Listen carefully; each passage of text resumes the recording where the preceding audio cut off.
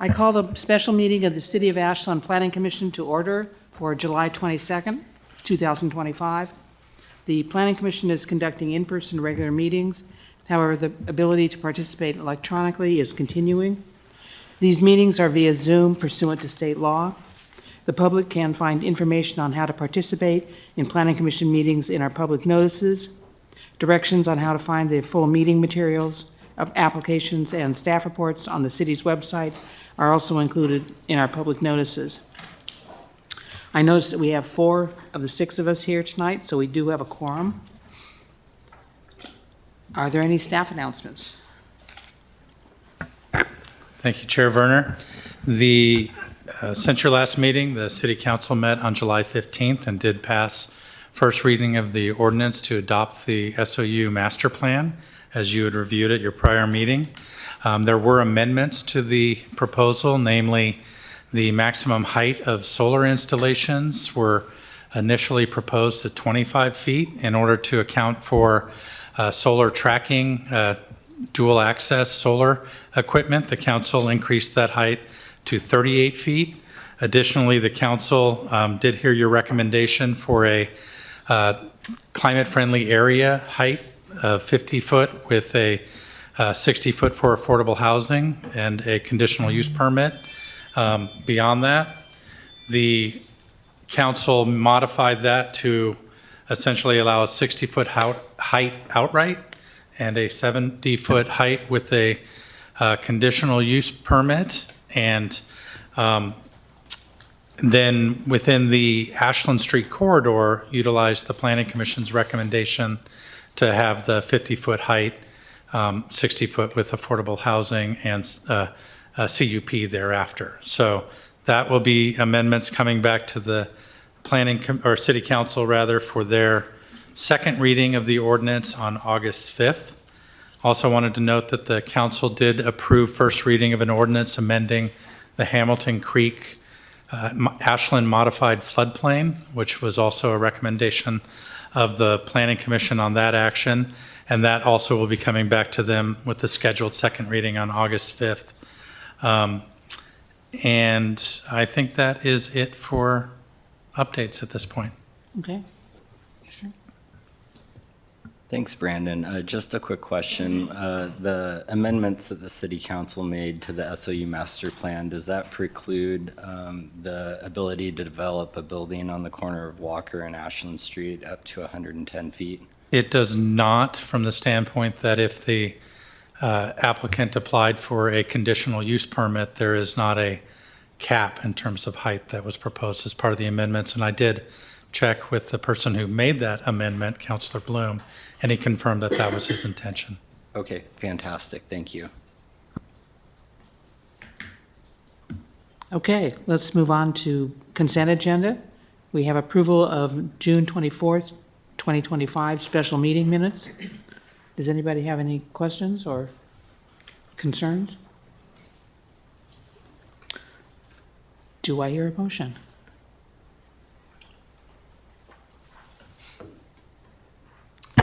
I move to approve.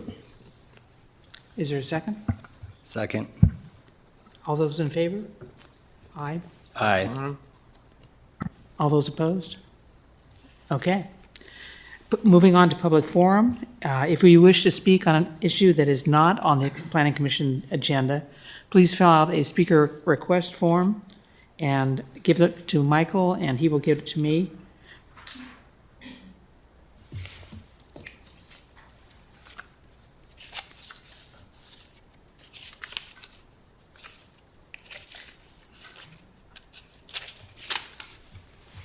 Seeing that there are none, we'll move from public forum to unfinished business. We have, first thing is approval of findings for PA-T2-2025-00056, which is a request for a variance to maximize to the maximum allowed lot coverage to allow additional existing garage to allow 322 square feet addition to an existing garage at 120 Westwood Street. Have any commissioners had any ex parte contact on this issue? Commissioner Herron? No ex parte. Commissioner Phillips? No ex parte. Commissioner Jen? No ex parte. And I have not either. So are there any questions about the findings before us? Is there a motion and a second? I move that the Planning Commission approve the findings for Planning Action PA-T2-2025-0056, a request for a variance to the maximum allowed lot coverage to permit a 322 square foot addition to an existing garage at 120 Westwood Street. Approval is based on the findings and conclusions stated in the Planning Commission's record and subject to the conditions of approval outlined in the final draft findings dated July 22nd, 2025. Is there a second? I second. Okay, we've moved and seconded. Is there any discussion on the motion? Michael, will you call the roll? Commissioner McCracken-Jen. Aye. Commissioner Phillips. Aye. Commissioner Herron. Aye. Chair Werner. Aye. Okay, that moves us on to the next unfinished business item, which is approval of findings for PA-T3-2024-00011, which is a request for annexation and zone change for 8.53 acres of private property, railroad property, and adjacent rights-of-way from ODOT property at 1511 Highway 99. The application also includes a concurrent outline plan and final plan approval for performance standards option subdivision and site design review approval for 10 apartment buildings and associated site improvements. Have any commissioners had any ex parte communication on this issue? Commissioner Jen? No ex parte. Commissioner Phillips? No ex parte. Commissioner Herron? No ex parte. And I have not had any either. Are there any questions about the findings? Do we have a motion?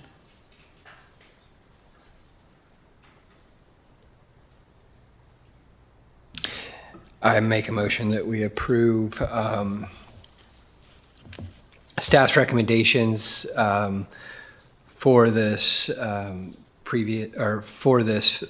property on 99 as previously submitted. Is there a second?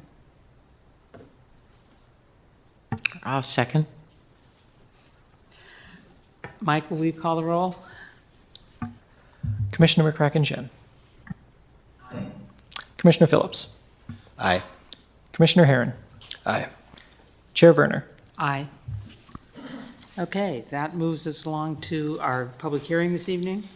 This is a type 2 public hearing, and in this case, the planning commission will make a recommendation to the city council after our public hearing, and a final decision will be made by the city council. This hearing is on PA-A-2025-000363, which is a request for a right-of-way vacation of a portion of Fern Street just north of 648 Roca Street, extending eastward from Roca Street towards Leonard Street. And the applicant and property owner are City of Ashland / Public Works Department. The comprehensive plan designation is Southern Oregon University. Zoning is SO. The map and tax lot are in the public right-of-way. Before I open the public hearing, I'll ask the commission if they've had any ex parte contact and if they've done a site visit. Commissioner Herron? No ex parte, no recent site visit. Commissioner Phillips? No ex parte, and I have done a site visit. Okay. Commissioner McCracken-Jen? No ex parte, no site visit. And I have done a site visit and have not had any ex parte contact. I am not aware of any challenges for bias or prejudgment or personal interest. I will now open the public hearing and acknowledge the letters that we've received from Kate Herster / Catherine Espinoza, from Amy Swan on behalf of neighbors of SOU and Roca Canyon, from Ryan Briggs, CPA, from Patricia Adjournment, sorry, Allison Laughlin, Elise Emder. We have 2 letters and some pictures from Janine Grizzard, Kathy Utoff, and someone who submitted a map. Thank you all for your comments. Derek, will you make a staff presentation? Sure. As Chair Werner mentioned, the proposal before you is a vacation of a section of Fern Street right-of-way, highlighted here in yellow, to the east of Roca Street. Existing right-of-way is such that between the grade and the presence of a creek and lots on this east side, that it will never be extended through. So the request is to vacate it to SOU, as they own the properties to the north and south. You recently, in late 2023, early 2024, saw a vacation of another section of Fern right-of-way, just a short distance away, for similar reasons, that it, because of grade, would not be completed as a street. In this case, as I said, there's really not a possibility of street connectivity here.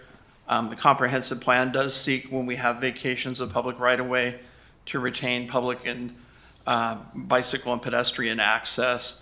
So staff are recommending that a pedestrian access easement be retained on this north section to provide a connection between Roca and Madrone Street right-of-way, which extends to within about 40 feet of the SOU parking lot right here. So that's one of the key recommendations. The other has to do with utilities. Within this right-of-way, there is a section of storm drain line that runs from about here to the creek, and staff are recommending that a utility easement be retained there, just in order to accommodate that existing line. And then the other issue, which I think you have a number of speakers here to talk to tonight, is that this area has been used by the public, and there are a number of trails through it. SOU has improved it as it was intended in their last master plan as an arboretum. It was identified for arboretum use, and then they've installed a Frisbee golf course that's fairly popular in the community, as well as a trail system that I think a lot of neighbors use for walking dogs and recreation. You can kind of see the character of the site here with, the Frisbee golf hole there, as well as the kind of unimproved trails through the property that are just worn in by use. So again, staff are recommending in support of the vacation with retention of public pedestrian access, providing connection up to the Madrone right-of-way, and the stormwater easement in that location through the existing right-of-way. And then this just gives you sort of an idea of the end of Roca Creek. It then is piped under the SOU property here, and the Madrone right-of-way extends, somewhere essentially 40 feet from that corner. The right-of-way is up here, and there are existing trails, so it's really just a matter of hoping to get a connection that will functionally allow people to get up to the Madrone right-of-way up here. And just for reference, in terms of the SOU parcels, Roca Creek, again, is piped under SOU campus here, but runs through these properties owned by SOU and the Fern Street right-of-way. There is a 30-foot water resource protection zone that extends upland on either side of the creek here, so a total of 60-foot corridor that's unbuildable and protecting that Roca Creek Canyon. And then there's also severe constraint lands that are considered unbuildable because they have slopes in excess of 35% on the east side of the creek here. So there's constraints that mean there's not likely, even when these properties sell, to be development essentially east of that water resource protection zone line. So with that, staff are recommending that, again, a favorable recommendation to City Council with regard to the vacation, and asking that a public pedestrian access and public utility easements be retained to provide that connection from Roca to Madrone and to accommodate the existing utilities. And if you have any questions, I'm happy to answer them. I did notice in one of the maps that there was a second utility line of some sort that goes, Yeah, so So the- up- I think in one of the emails that's provided in your packet from Scott Flurry, you can see roughly here, a second utility line that extends across up to here through this lot, which looks like lot 628 in the Roca Park subdivision. That's actually an existing sewer line, and it runs from the Fern Street right-of-way about just short distance from the creek within the right-of-way, north all the way to Ashland Street under SOU property. And that's, We're not seeing the pointer. Okay.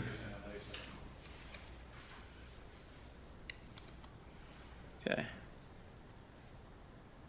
So it runs from about here, diagonally up through this property in the Roca Park subdivision, and then continues north under SOU all the way to Ashland Street. So that's an existing easement. There's not a need to require retaining an easement further because it's already within an easement. okay. Thank you. Russell? Yeah, thanks for the presentation, Derek. Just a couple questions. When we vacate the Fern Street right-of-way, does that property go back to the adjacent properties, essentially? Yeah, it has to go in equal proportion to abutting properties. So in this case, it would go to SOU. Okay. And I think they've indicated in their submittal that half would go to that north piece and half to the south. Fantastic, thank you. And then if you could just back up one slide so that or maybe it's forward so that we can see the grading, the pink part where the non-buildable lands are. Yeah, there we go. So on this map, is it safe to say that basically building can really only occur in the white sections? White or the pink here. The kind of brownish gray is all over 35, so that's considered unbuildable. And then the water resource protection zone would be unbuildable. Fantastic, thank you. And then that one lot that's the corner lot that the creek goes through that basically looks completely unbuildable, but it still looks like possibly a legal lot. Could you explain to me what So- would happen there? This, there's a sign on the property that says Roca Park, which it's not actually a park, it's the Roca Park subdivision, which was approved in the early 90s. So it's this 4-lot subdivision on the north end of the SOU property here. This is the open space for that 3-lot subdivision, and then this is the open space area. So it was designated through that development as not being a buildable lot, and given the physical constraints, wouldn't really be buildable. If SOU were to essentially look at all of these properties together and do a performance standard subdivision, that open space status would probably go away and have to be reestablished through a new subdivision. But given the site constraints with the slopes and water resource protection, it would likely need to be protected in a new subdivision as well, because there's really no buildable area there. Great, thanks, Derek. Eric? Hey, Derek. I didn't see any depiction of what you recommend the pedestrian right-of-way to be as far as how wide. It's really steep there. Like, should we consider this is going to be switchbacks in order to get up there, or? Yeah, I mean, I would think? assume, you were talking an 8 to 10 foot public pedestrian easement, and whether it cut through that unbuildable lot or just looped around, onto the parking lot and then up to the right of way. There are, just from the parking lot here, there's a switchback trail that gets up there pretty quickly. I mean, to the right of way. But 8 feet wouldn't accommodate for any switchbacks going up there then, would it? It wouldn't accommodate switchbacks, but it only has to get from this corner, actually 41 feet up there is right of way. So it's not that far from, the corner here. If the easement were just off of the edge of this curb, getting up there wouldn't be that far. And if we narrowed it down to, let's just say, stairs to get up there, it would not be accessible for everyone if that was the case. I don't think there's a way to get that, I mean, Gotcha, upwards with of the grade. 50% slope, there's not a grade there that's going to be accessible. Okay. So would staff recommendation be for the language to be a pedestrian right-of-way of 10 feet, or do you recommend greater, wide? Yeah, typically, a pedestrian easement could be 8 feet wide, but it would correlate to a delineated trail. So if the applicant's surveyor looked at an opportunity for where an easement on that north side could be located, and then either go onto SOU campus proper and provide access up to Madrone Street, that may be a grade method that doesn't require a switchback or some easement to meander. Obviously, a straight easement is much easier to delineate and record.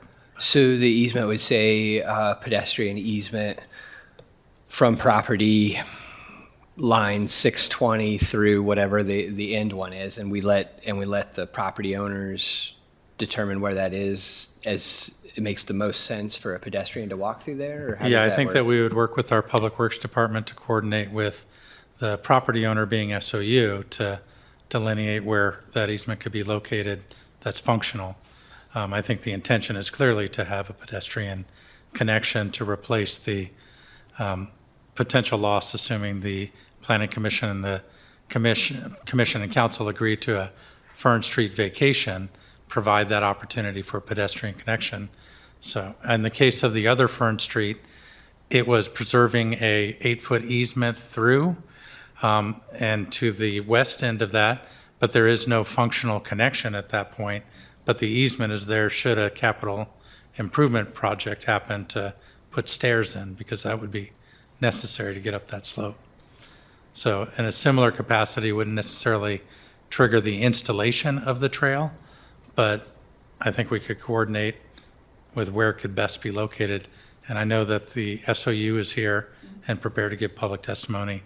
They could respond to a question in that regard.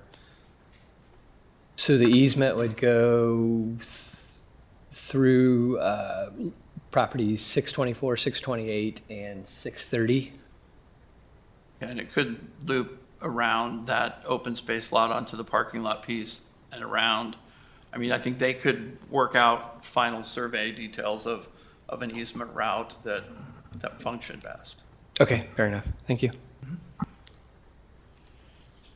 Go for it. And the actual connection to Madrone Street? May not be improved immediately. I mean, there is a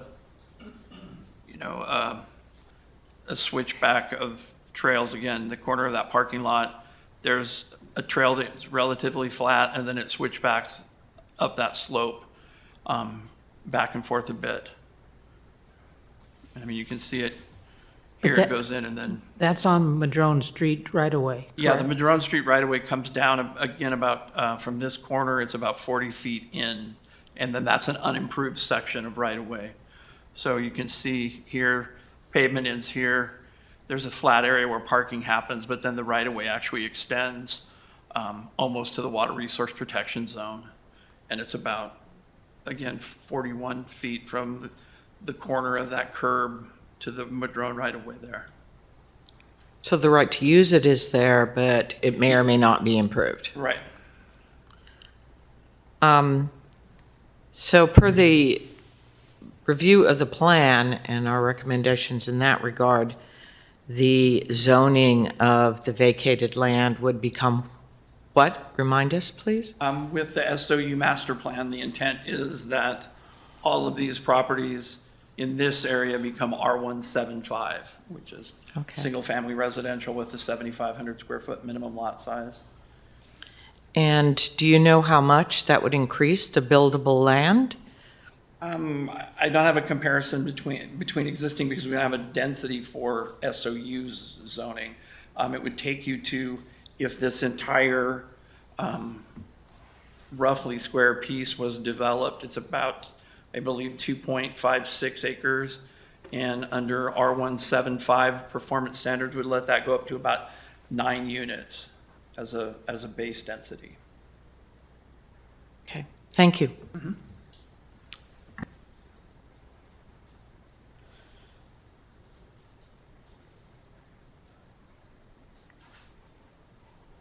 Anybody else have a question? No? Okay. Thank you, Derek. Let's move on to the applicant's presentation.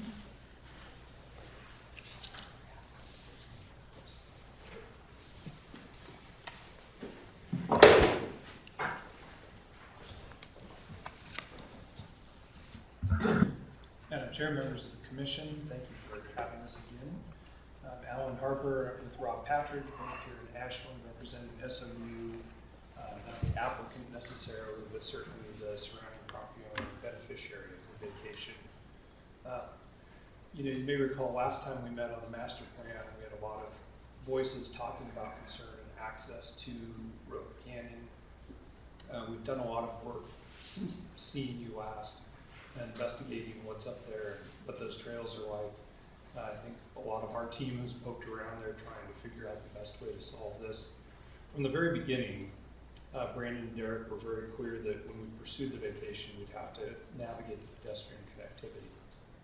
I think the way that Brandon and Derek have mapped it out along that north edge makes the most sense. Our preference is slightly different, rather than just going diagonally across that last unbuildable lot. I think those final comments about how it would tie into the parking lot, a lot of people do use that parking lot 25 to access the trails and the canyon right there, which is kind of why those trails stub right to the parking lot. It makes a lot more sense in the final mapping out of this pedestrian easement to go down and link it to the parking lot and go back up. The other thing we heard a lot about was preserving access to the canyon and the riparian area. If SOU sold those lots off today, like they've sold off the furthest south parcel, private owners could close that access at any time. Ashland has a lot of experience with private property closing off trails and some of the headaches that come with that. I think in our conversations since hearing people talk at your meeting a month ago, it really makes more sense to entertain as part of this, not really necessarily part of the vacation, but potentially, I don't know how we couch it, but SOU sees a lot of value in just gifting to the city that riparian corridor and the steep slope where these trails are. It's not something that the university maintains, it's something that the public uses. I don't think it's necessarily going to be a burden on parks. I don't expect it to be maintained as a park, but it would certainly make sense to have that be public and public accessible. The piece that we've tried to figure out, and Derek and I have had some conversations with, is the timing of gifting that land and the creek, the riparian area over with how do we reconstitute these lots and make sure we preserve some of the development rights that would come with that, even though obviously that portion that the city would take is unlimited. Did you have some comments? No, I mean, we can take you really quickly. We've prepared something for you to give you kind of a little bit of background for those of you who haven't had a site visit. We give a little quick 1-minute video for you to take a look at here.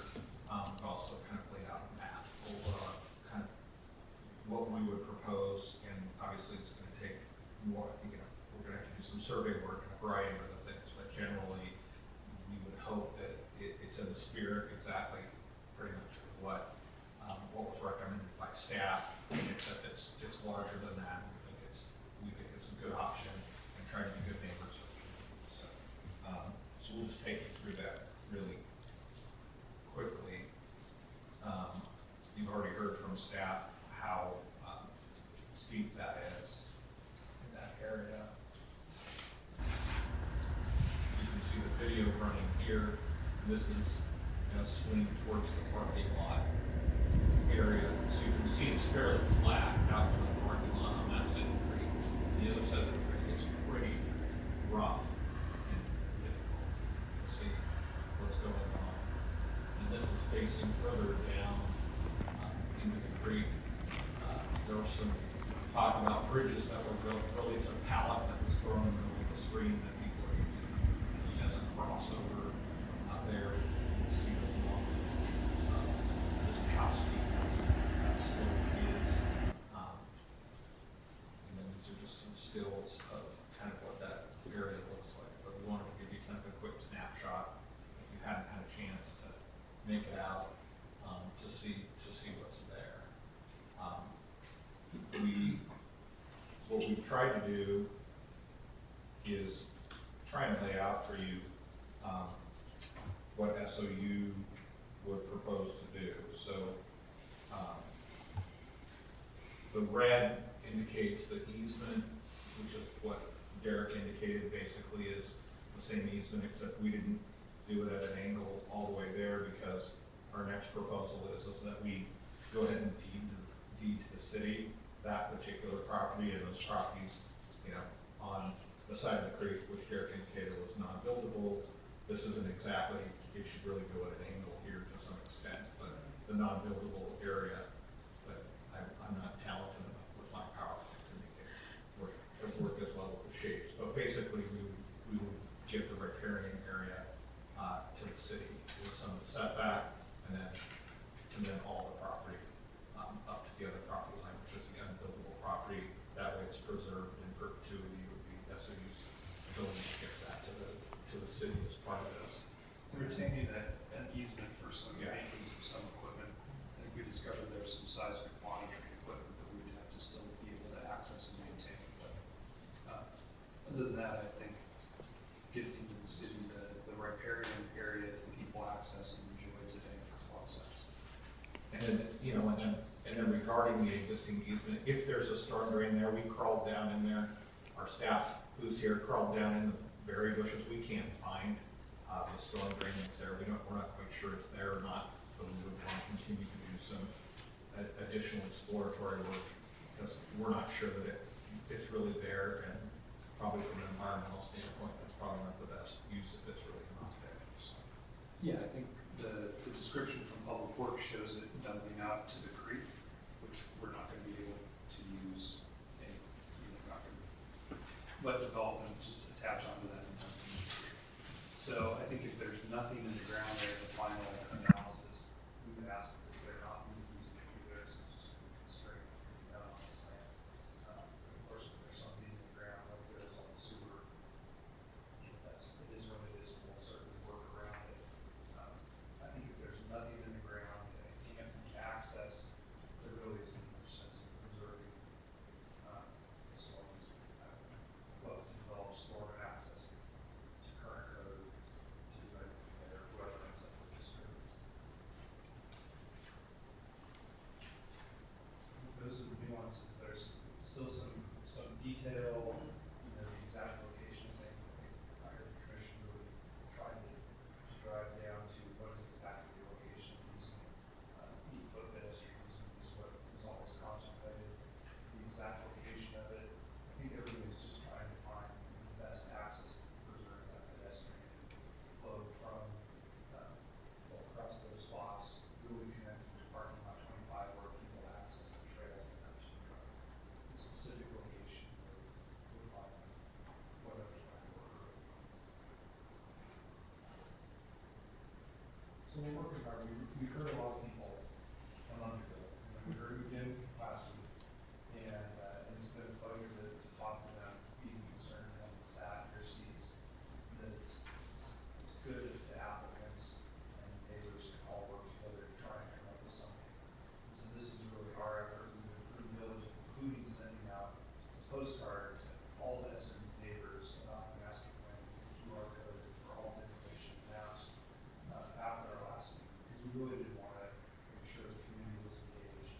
And we think this is a good solution to try to accomplish what we heard people mostly concerned with, which is preserving access to the creek, the beauty of it, the recreation of it, the pedestrian access to it.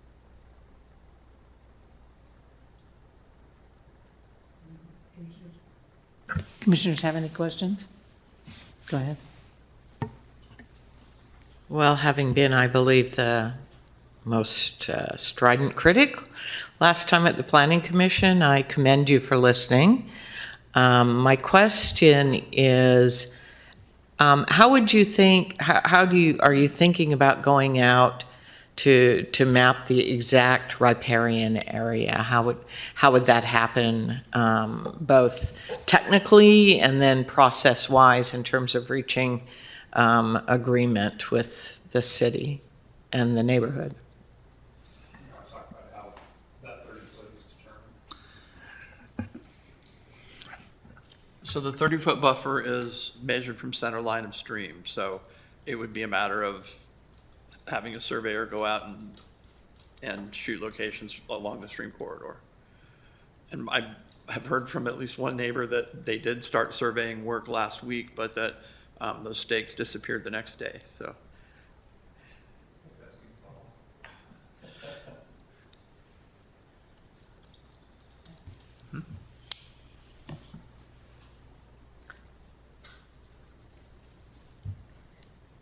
Go for it. Yeah, thank you, gentlemen, for the presentation and for coming up with a plan here to protect this area for the neighborhood. It's appreciated. I heard you say that you would like to not have a storm drain easement if there isn't actually a storm drain. I guess maybe this is a question more for staff than for you guys, but how do we actually determine if there is or is not a storm drain there? Yeah, Public Works will be able to determine whether there's, in part of our inventory, a public storm drain going through the property. In some cases, creeks are a discharge point for stormwater. So essentially, the question would be, coming down Roca Street, does stormwater continue all the way down Roca Street to Ashland Street, or does it divert over to Roca Creek in this location? If there is facilities in place, we would be not looking at removing and replacing those, but getting an easement so that any future development not build across that established pipe. So we can check with Public Works to ensure that any transfer and the final survey work incorporate necessary easements for any utilities on site. No issue with that. We sent teams down to dig through the blackberry bushes. We haven't found any discharge point yet. Well, thank you, gentlemen, and thank you, Brandon.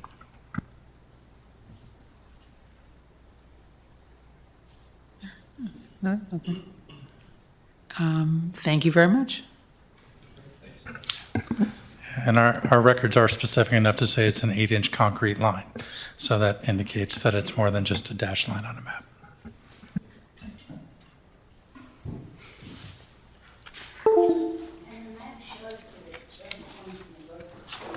And we'll now move on to the public part of this presentation. Members of the public have submitted speaker request forms, and I will read your name, and you will have 3 minutes to talk. Allison Laughlin.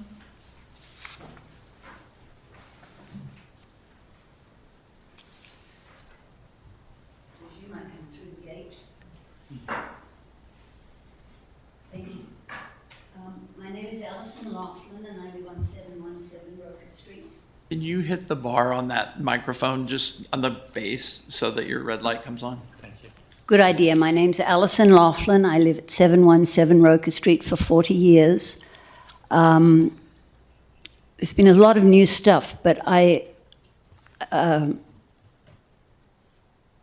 your comprehensive plan says that pedestrian access must be maintained when a right-of-way is vacated, and the Planning Commission staff is recommending a pedestrian The easement that they're proposing will allow a developer to provide access down the driveway serving the Roca Park subdivision 3 or 4 lots. This is hardly a trail. It'll be a sealed driveway with no sidewalk. Your 2024 Parks, Trails and Open Space map identified the Roca Creek corridor for aspirational trail acquisition in 2024. Further evidence of the importance of this trail, not a driveway. We need a trail, not a sealed drive. Your map in your packet of the proposal shows that red line illustrating the rough plan, and now we've talked about maybe a straight easement. But when you go down there, the area where the easement veers south is very steep. If you went across the creek, you would be going down a slope twice as steep as the current path and unwalkable. You'd need stairs or switchbacks. The creek crossing, if you do a creek crossing, I'm hearing some thought of going into the university parking lot. It must be to an existing trail. There are so many trails created by Frisbee golfers. This east slope was to be identified as an example of a valley bottom oak woodland in the Arboretum plan. Now it is a trail wasteland. We do not need another trail. The trail will need a legal bridge over the creek, not the present temporary one. I don't believe there are any legal approved bridges over the creek. Any trails built must be well built. The Frisbee golf trails were poorly constructed and have not been maintained, creating erosion and habitat destruction. We need well-built trails and regular maintenance trail work. I also wanted to give you a historical perspective. I've been there 40 years. We used to come down and then go into the university, and then the university had steps, and we would go up the steps and up university property to get to Madrone Street. And then those got really run down. The university took them out because somebody fell, but they didn't replace them. If we can put those steps back, it's much better for it's a really good path and way better than going into the canyon. I just wanted you to remember that history. Thank you very much. Thank you.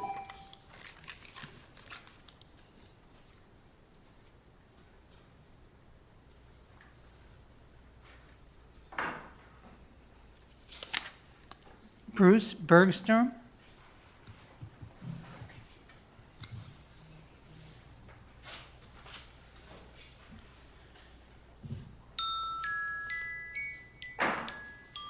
I guess, is this thing on? Yes. In case you can hear me. I just have a couple questions. One, on the map that the guy was showing you, and he had in green the partition that he was giving to the city. And if you guys will notice, I gave you 6 copies of a map, and I think that partition should be, yes, that partition should be the black line in there rather than the green line that he drew. That takes in most of the creek for most of the time. And it goes all the way up across all 2 of the properties or 3 of the properties. And the other thing I wanted to mention was, I'm scared about the time, the wildlife corridor there that creek represents is significant. And anybody that tries to downplay it hasn't lived in the area very long. I've lived there for 50 years, and I know that we have cougar, and we have bear, we have raccoons, we have deer, we have squirrels, we have wild turkeys. We have all kinds of wildlife that depend on that creek. And if you turn this over to private developers, that creek will disappear. And it will be dried up and done away with. The other thing is the trail. The trail that is existing right now is really good. It's really nice, and it's really relaxing to walk down there and enjoy it. What they have proposed is putting the trail on a driveway, which is right next to Dr. Hall's house, okay? And the driveway, the trail, the easement that they're suggesting we go to, as Rob has told me, he says, well, it satisfies your need to get to the college. Well, it doesn't satisfy our need because it's not a trail, and it's just walking down a driveway down to where we want to go. And the problem we have is that the city needs rather than just vacating that easement, they need to designate an easement for a trail down that easement, and then somehow or another, we have to get access to the city property, to the college property, to the university. And if the city were to own that property, we could go down the right-of-way, and we could have a trail that would go into the university. And that would cover both things. The other thing is they're saying they're going to build 9 units. Well, if you think they're limited to 9 units, you're crazy, because I think they could probably Please get 12 wrap units up your in there. comments. What's that? Please wrap up your comments. Yeah, I'm wrapping up my comments. That's all I had to say, really. Thank you very much. I just wanted to get the, the fact that we're not talking about 9 units, we're talking about really 12 units or more. And Thank you very the much. value of the property to the college or to the university is minimal.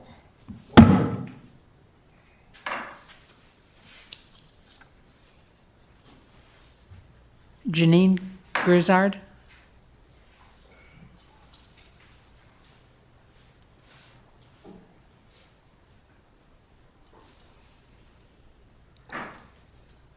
One of your ideas is one of mine.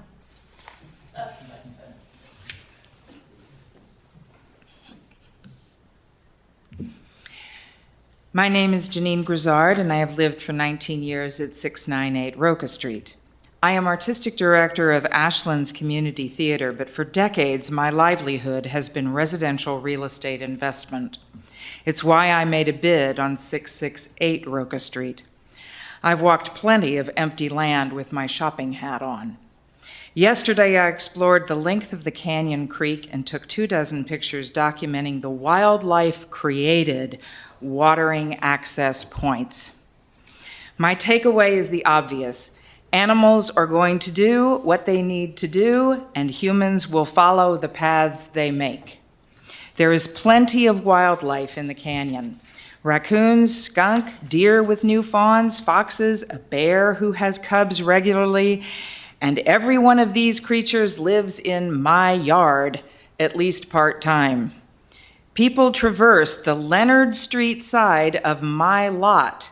That's a very steep lot on the opposite side, using the deer trails. They are not disc golf trails, but we all coexist.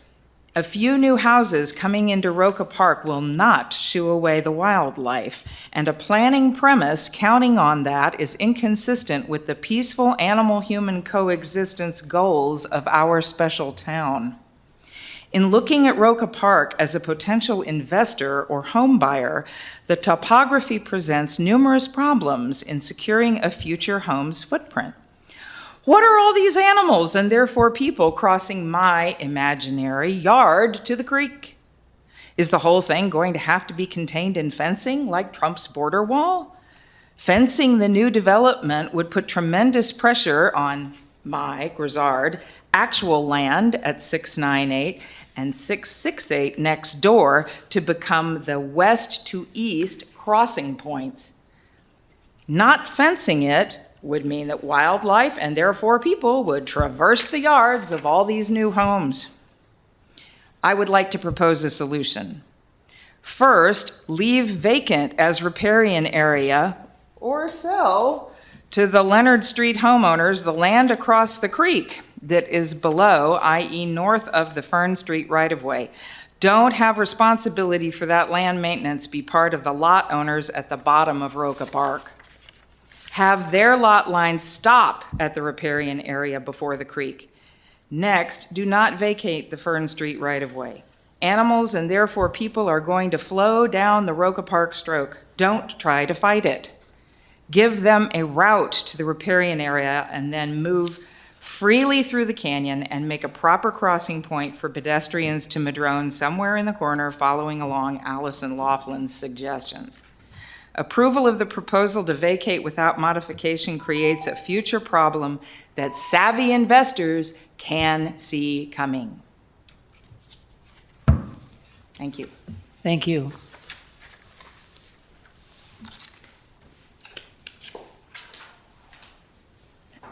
Amy Swan.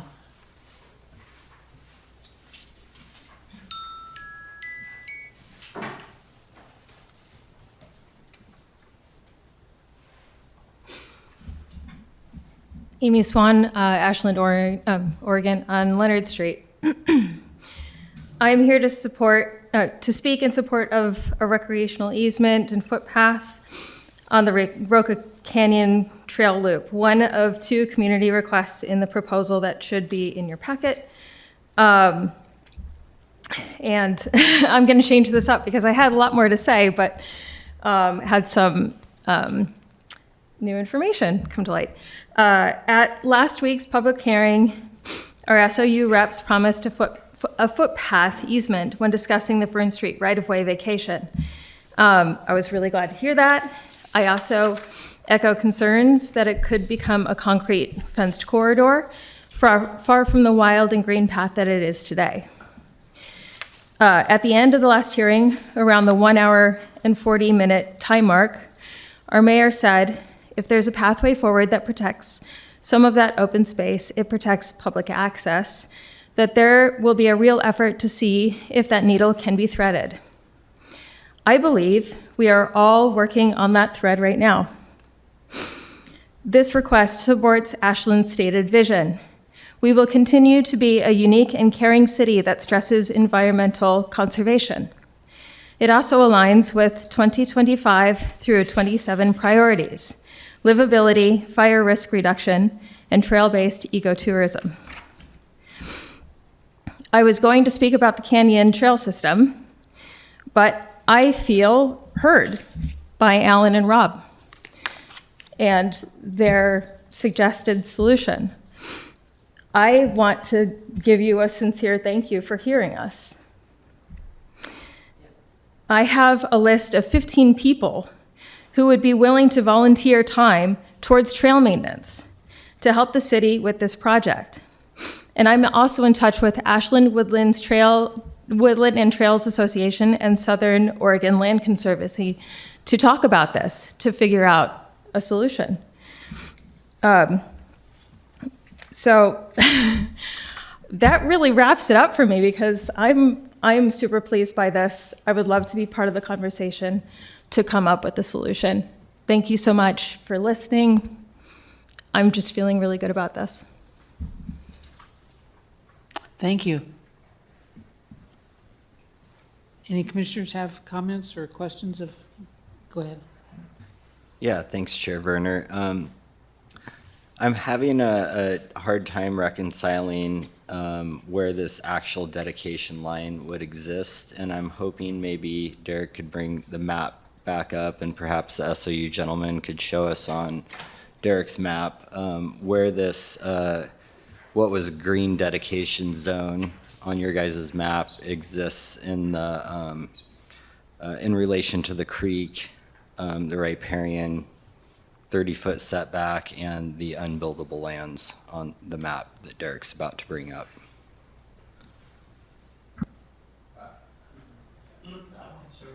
Are you thinking? That's pretty much it. Similar along that map, yep, just as Derek is mapping it out. That's the riparian corridor there where wildlife and people traverse and enjoy the creek. And then the uphill side is, like I said, people who wander it are mostly deer. Fantastic. They're not people, really. Thank you, Mr. Harper. And then just to clarify, it would be basically from the west side of that blue line all the way to the east side of those lots. Correct. That's what we're proposing, you know, as part of this Fern Street vacation. I think SAU's, you know, net giving up a lot more dirt, but really it's a good fit for the public use of this area and allows, you know, the actual buildable land to be built, which is what we need in town, and the recreational riparian area to be used, you know, as people have described it today. So yeah, that's for the most part where it is, to be mapped out more specifically, of course, along the riparian corridor. And there will be some access and maintenance issues because the parking lot is at the very end of that. So, and there's a, what's the? The Roker Creek inlet. yeah, there's an inlet there and some other things, so it's more complicated, but yeah, generally that's what our plan is. That's what we would work with the city on, you know. But if, you know, And I think to follow up on one comment about a bridge, I think that's part of the beauty of having the easement along that north end and tie into the parking lot. We're not trying to create another bridge or anything that, is any kind of hazard, any kind of floodway or floodplain concern. It's really where people can traverse safely already where the creek dives under the parking lot. Fantastic, thank you. And just for a little more clarification in my mind, you guys still kind of need access to maintain certain things there, such as the seismic device, potentially a storm drain if it is there. That wouldn't be your responsibility, though. That would be the city's still, correct? well, I think the seismic stuff, we work together and see, I think some of that data goes into SOU currently or goes into USGS. So there's a lot of detail to work out related to some of those easements and other things. We would certainly want that seismic to be able to stay in place and repair, replace, and do regular maintenance on it. So we're trying to unfold some of those details, but yeah. And then there's an inlet for Roca Creek that runs underneath the parking lot. Correct. Correct. Okay, fantastic. Thank you, gentlemen. Yeah. Susan? So maybe don't sit down yet. I have a question. So why was the determination to go to the middle of the creek rather than the entire riparian zone, which is primarily, as it looks like here, unbuildable anyway, and leave that discussion to take place with developers, as opposed to perhaps solving No, I think our it intent is more to, comprehensively now? our intent is to transfer the riparian area that's defined as 30 feet from center of creek. So so both sides? Yes, Okay, absolutely. Okay, I'm sorry, I didn't understand that. Okay, I thought it was just whatever the right side is. Okay, No, so no, it would no. be the It's blue- both- It would be the blue It would zone. be, as you're looking at the map on the left-hand side, right, on the buildable area, all the way over to the lot lines. Okay, In so the severe constraint lands. so there would not be the need to have discussions with potential developers about preserving riparian zone because it would be outside It's what all they would? outside of the lot. Okay, Correct. great, thank you. You bet. So I have a question for staff. Does the Parks Department want this? I'll take a step back before answering that question, that this body can make a recommendation to the city council related to the Fern Street right-of-way vacation, that is there an alternative proposal that preserves that pedestrian access? I think you can further make a recommendation in terms of city council looking at acquisition of land. This has not gone to the Parks Commission. It has not gone to the city council.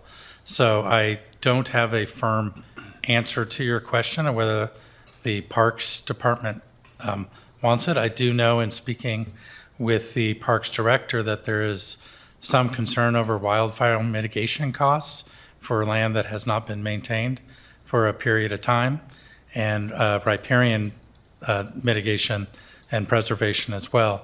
Through our general requirements for new subdivisions, they are required at that point to do a fuels management plan, clear fuels that are overgrown on properties that are present to fire hazard, and preserve riparian areas. If this were dedicated to the city of Ashland, that responsibility would be for the city of Ashland to do. So that is a fiscal analysis that's not been done that the city council would have to weigh in on. This item is coming to the city council on August 5th, is that right? I'm not sure of a date. I don't know if we have it set yet. Yeah, I don't know that we have a date set, but I think that we can raise this issue with the city manager and the Parks Director again to let them know whatever the Planning Commission's recommendation is so that they can ideally prepare some of that analysis as what accepting it as a public body would entail. because it's not as straightforward as accepting it. You have to maintain it over time as well. Right, and that gets to be expensive, and we've heard that there are It can, budget especially issues. for an area of steep constraints where if there are dead or dying trees that require removal and there's no vehicular access, that cost can be relatively high. If anyone's had to remove a single tree from their property, you'd know that. Okay. Susan? Oh, Great, thank you. So in our options for recommendation, I have the pleasure of working for the city and I have Parks and Rec in the past. Sometimes like you alluded to, Brandon, these surplus properties, these pocket parks become very expensive to maintain. Doesn't give access to a lot of people. May give no access to anyone. But my question would be, since the new light of SOU wanting to deed some of this over to the city around the Roca Creek, which would preserve it for nature and some pedestrian access, all while possibly vacating an existing storm drain easement, even if the storm drain's not there, should this question not go back to Scott Fleury and team to say, with all this new information and option B on the table, we should take a look at this before Planning Commission decides what to do with it, because there's a lot of long-term costs that come with it. Also, too, if there's engineers much smarter than us that put a storm drain there on the drawing, there might be reasons that we're not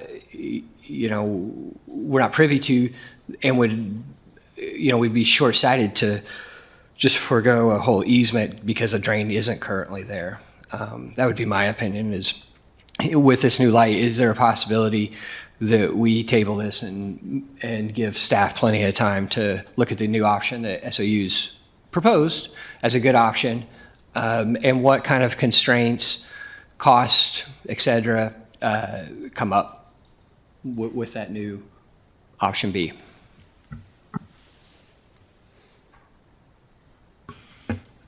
I was taking that as a point of deliberation for the Point of commission. deliberation, yeah, but is it an option on the table for us to the table planning this commission and can send it make back to any staff? recommendation you so choose. Public Works Director can take that recommendation, and if it is to have another review by the planning commission, they could take that.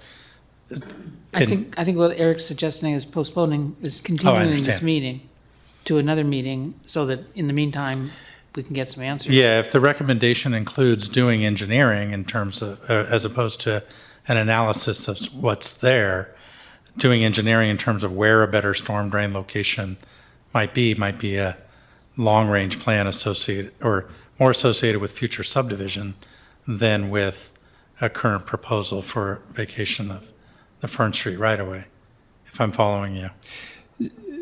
Well, I think that's what you asked, that if a drain's not there, we just vacate the storm drain easement. And my suggestion is let's let the experts at least just look at that and be like, hey, yeah, if there's not the subdivision that we planned on, we go back to an old map and there's no reason for the storm drain to be there, that's a wise decision. But if they say, no, actually, there is a storm drain, it ties right into this neighboring property across the street, it needs to be there, well, then we just have more information. We should not vacate that storm drain easement. Right. My point of view. And then if we have an easement through there, storm drain, and there has to be access for maintenance of that drain, and option B is on the table to give the property across the creek to the city, maybe the easement makes more sense to run it through there. It's already established a 60-foot wide roadway. The city owns that road right away. Maybe the pedestrian access to the other side of the creek is best through that way. I think this is SOU's given us a lot to think about, and it seems like a very short time to make a decision with a lot of information on the table. And good information, and I appreciate SOU for coming up with a better option. Thank you. I mean, I would just say, you don't have to make a decision. You're asked to make a recommendation. And I think the reason that this probably isn't scheduled at council yet is that Scott Fleury, Public Works Director, is reserving the time to incorporate your recommendation and whatever comes up out of this to do further analysis and then take that to the council. So if there's a recommendation to say, preserve utility easements for whatever utilities are there and provide a connection in some form between Roca and Madrone, they can work with that to inform the council decision. So you certainly could ask to continue, but I think you could also frame your recommendation generically enough that it just enables the council to know what they need to look at.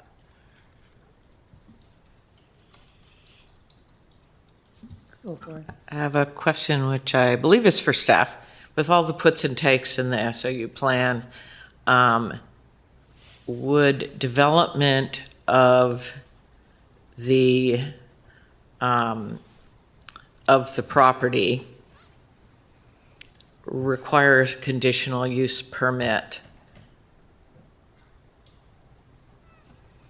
So presuming council passes second reading of the ordinance that rezones these properties to R17.5, a application for a subdivision would not require, it would be privately owned property, not as subject to the SOU plan any longer, and provided that the housing development proposed was in compliance with the underlying zone, a conditional use permit would typically not be required for a subdivision.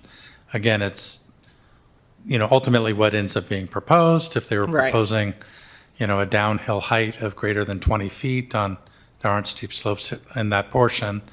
But if they were proposing some encroachment into a water resources protection zone, that could trigger a variance. But again, if that was dedicated to the city, that wouldn't be a potential application. So it's hard to envision all the variations that could be requested. I will say typically conditional use permits in residential areas are for expansion of non-conforming buildings. There's no buildings on this site to bring that up. Or for travelers accommodations, those are not permitted in the R17.5 zone. So in general, I don't anticipate any conditional use permit process would be applicable to a subdivision in this area. So we're not going to see it again. That was essentially my question. Even placement of the road. If it's a subdivision to create 9 lots or through provision of affordable housing greater or with accessory residential units, more than 12 units or more than 9 units, as the gentleman suggested, a subdivision of that size does come to the Planning Commission for outline and final plan approval and would be reviewed for consistency with our driveway standards, access management, building footprint, separation between buildings, all of those details you look at with a subdivision.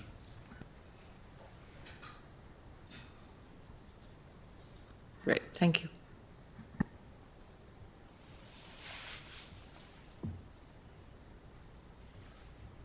Any other comments or questions? Okay, I'm going to go ahead and close the public hearing and close the public record. We are on to deliberations. Anybody have any comments or concerns they want to discuss?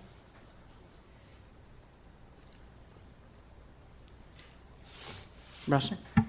Yeah, thanks, Chair Berner. I guess, Commissioner Heron, in terms of the public utility easement and the storm drain being there or not, would it satisfy your concern if a motion was made to say a 10-foot public utility easement shall be retained to accommodate existing storm drainage infrastructure within the vacated right-of-way if the storm drain exists?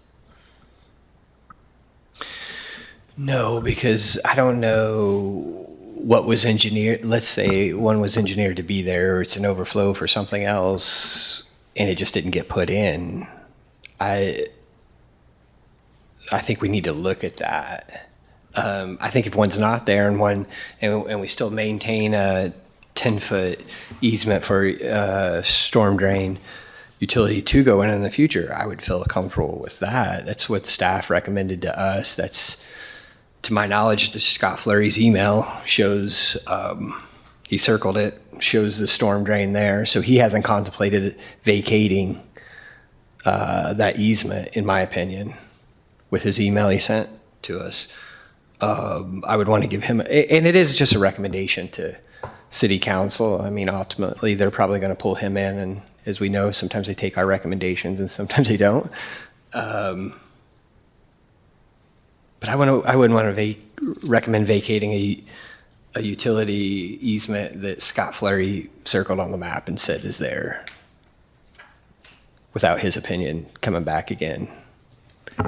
I think the intent here is to not vacate the easement if it's there, and so the condition would be to do the investigation before the vacation takes place. Right, but I think Commissioner Herron's point is that we shouldn't be doing that until we get the information. True? Yeah, that's kind of what we've been given information from city engineer, right? That's Scott's job. Yes, Public Works Director, to maintain this. And I guess I would like his opinion. If we're going to recommend to vacate it, I would like to get him in here or on record, So if we, letting us know it's okay. if we can continue the deliberations for, our next meeting is August 12th. Is 2-3 weeks enough for Scott to respond? Yeah, I'm sure. We'll check his availability of whether he can even, well, I guess you've closed the public hearing, so he'd not be able to present new information, or not be able to present orally, but we can get new information from him that would then be forwarded to City Council about the existence of the storm drain, or to Commissioner Herron's point, the potential future necessity of a storm drain in that location. So we could get information coming back to us. Yes, because this is going to the City Council for a public hearing before the City Council as well. So any information we provide you at this point would be part of that record. Okay. So, So I just want to be clear. So you're saying we can talk to Scott even though the public hearing's closed? correct. Right, okay. Yeah, because you could continue the public hearing to take new information to the next meeting, and then it's ironclad in terms of the Process. information, and if Scott provides different information, the adjoining property owners could respond to that. So that would give them an opportunity to present their comments to the city council. You could, or to the planning commission. You could continue the public hearing for written testimony only, but if you wanted to accept oral testimony from Scott, you'd just likely continue the public hearing. Okay, okay. And that could also include input from the Parks and Recreation Department? Yeah, you can Yeah. run this As idea to- by Rocky Houston and see his take on it. Yeah, you just don't know if we can get information back. They'd have to schedule a notice of public hearing. And I don't think they can do that in the interim. I mean, we can certainly talk to Rocky. but- Yeah, we could talk to staff, but as far as the Parks Commission scheduling it before them for consideration, we can't speak to tonight. Okay. We can check with them. Okay, so we can get information from Rocky, but not the Parks Commission itself, okay. Which could be clarification of process to accept rather than a decision to accept or not accept. Is that a fair way of saying it? I have one other question. Sorry, I do think there was an interesting comment made about development of road, of paved surface related to this. do all of the lots that are contemplated here have access to a street? Currently, there's not a proposal for a subdivision showing the layout of the lots. All the lots that are currently existing have access to Roca Street. The Roca Park subdivision have access to Roca Street via a shared flag drive, which would be 20 feet in width, which I think is the concern that was articulated by members of the public of whether that would be a shared area between vehicles and pedestrians, or a paved path as opposed to a trail. Typically, a pedestrian connection from one transportation system to the other. We do strive to have paved connectivity as a safer connection for transportation purposes, but I know that's different than the recreational amenity that the public is speaking to. But, and maybe this is an unfair question, you wouldn't envision, for example, a proposal that says cutting a road up through this property, basically adjacent to the riparian area? Or would that be for the developer? If the developer came with that kind of proposal? When you say road, I street, think of a sorry. public street. Yeah, public and street. The right-of-way width of that would really be prohibitive in mid-parcel within this area. There could be private driveways throughout to serve the units that are within it. Okay. But they would tend to be away from the riparian area, for the most part. Yeah, and we're speculating at this point, but Yeah, typically a property owner would want to have that amenity in their backyard Yeah. as opposed to Yeah. a road.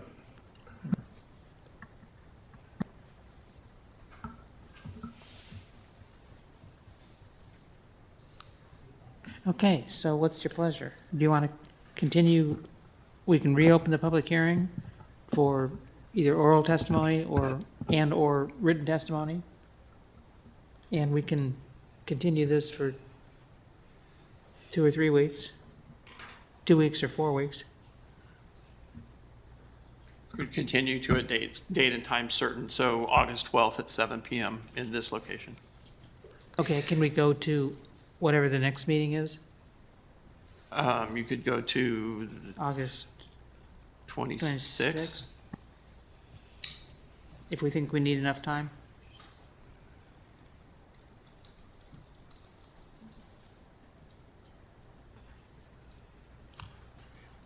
Do we have another requirement on that date? And the findings for granted. From staff's perspective, either the 12th or the 26th would work. Good. So whatever. I would recommend that we keep the public comment open for written testimony until the 26th of August. In light of the generous gift that SOU has proposed, and that there's a lot of smart people in the room that have a stake in neighboring properties, I think we could find a good solution here. And there's been a lot of new information delivered today. I think it's fair to be transparent to the public that we leave it open for 30 days for written comment. That's my motion. Okay, is there a second? Second. I see no reason to rush something as important as this. Okay. Further discussion on the motion? Michael, will you call the roll? Commissioner McCracken Jen. Aye. Commissioner Phillips. Nay. Commissioner Herron. Aye. Chair Werner. Aye. Okay, so we are reopening the public hearing for written testimony that will be accepted through August 26th, was it? 26th? Okay. And we'll reconvene on August 26th at 7 o'clock in this chambers to deliberate on a motion on this recommendation, on this proposal. Is that? Good. Okay. Okay. That's what we've decided. We're moving on to item 8, open discussion. Anybody have anything to talk to us about? Hearing none.